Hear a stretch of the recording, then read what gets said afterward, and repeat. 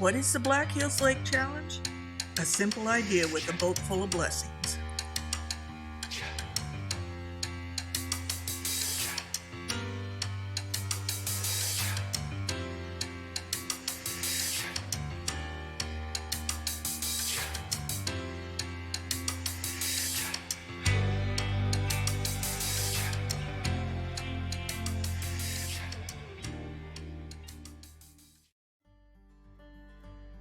My name is Joanne Stearns, and I've lived in the Black Hills of South Dakota for over 40 years.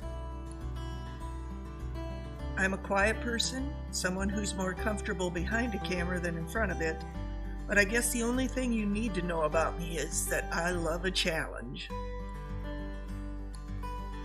Webster's Dictionary defines a challenge as a stimulating task or problem to confront or defy boldly.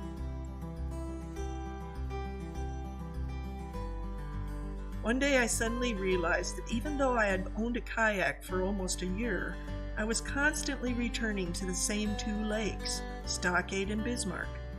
They were close and comfortable, so that's where I went. It's not like we have a lack of water in the hills. I've paddled a couple of other lakes with friends, and even paddled a short stretch of the Missouri River, but it was easy to see that I was stuck in a rut. So I decided to paddle them all. This brought up some questions. Just how many lakes are there in the hills? Which ones are worth going to? And are there any that I should avoid? Maybe they're all the same. I mean, they all have water, rock formations, and ponderosa pines, so would I just get bored? Or was it possible that I might actually be missing out on something?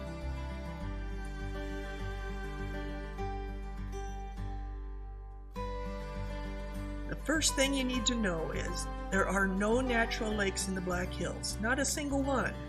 Every one of them was man-made. Repeat after me. Here's a dam. There's a dam. Everywhere's a damn dam.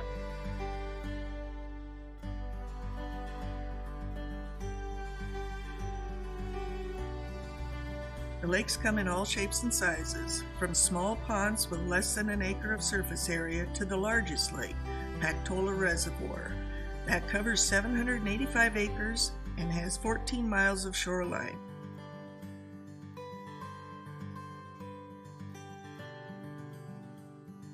So far the list is up to 35 lakes and 3 ponds in the hills, with another 13 lakes within a couple hundred miles.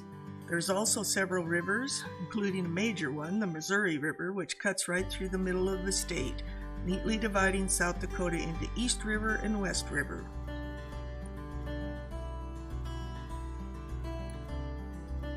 Looking at the list, it's easy to see that paddling each and every one of them was going to take more than a couple of Sunday afternoons.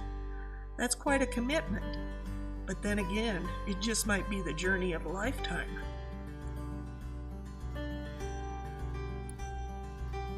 I soon realized I was going to have to step out of my comfort zone and try some things I had never done before. First off, I had never paddled a kayak alone. That seems weird to me now, but at that time it was a little frightening. As it's turned out, I am rarely alone on a lake, and since I talk to everyone, I have met some interesting people and made quite a few new friends. Some have only visited long enough to unload my kayak, but others have joined me as I made my laps around the lake.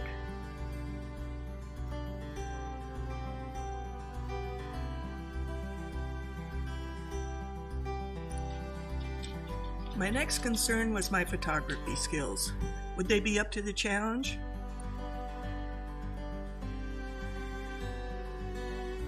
I have loved photography for as long as I can remember, but the logistics for constantly taking a camera on the water was new to me.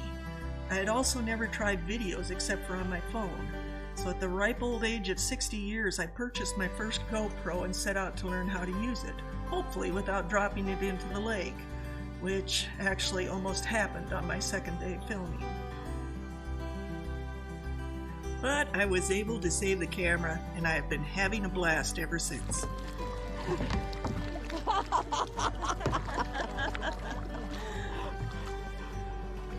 Thankfully, there was one thing I didn't have to worry about.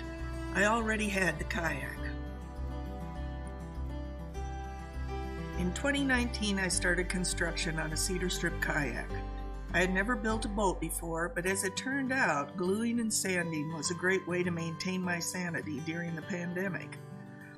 I would either end up with a beautiful kayak or a sweet-smelling bonfire, but I did enjoy the build, and I was pretty pleased when it actually floated. I'll tell you more about this kayak and the build in another video. It was late in the season when I paddled and recorded my first lake, but by the time the waters had frozen over in November, I had finished 6 lakes.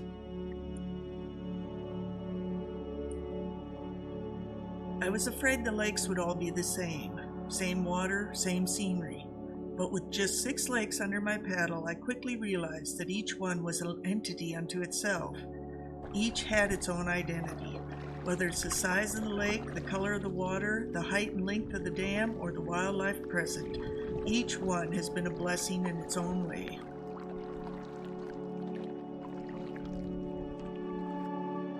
I have set a few rules for myself in this challenge.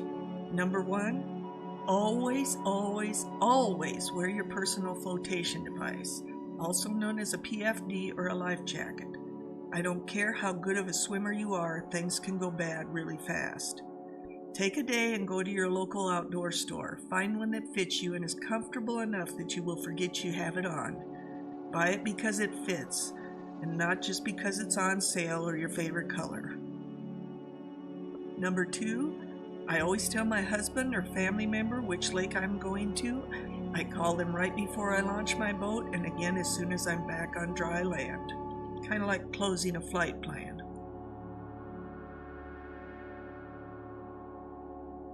Number 3, the cell phone goes with me, but it's silenced, sealed in a waterproof bag, and zipped into my life vest pocket.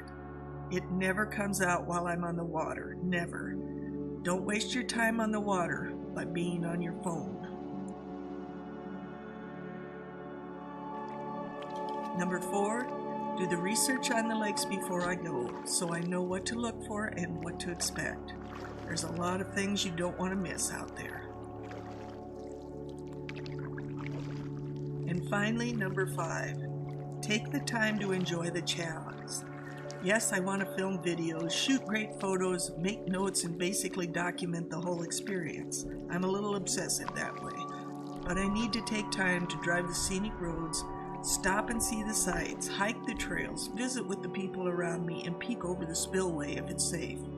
I want to cast a couple flies and maybe catch a fish.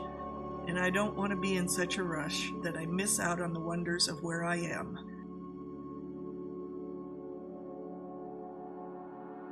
I hope this has answered some questions for you.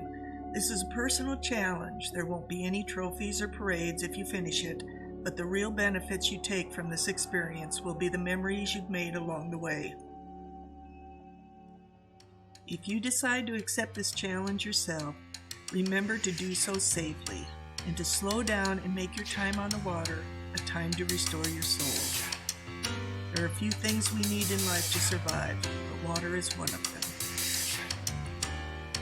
Please click the like button and subscribe to my channel, and I hope to see you soon on the water in the Black Hills of South Dakota.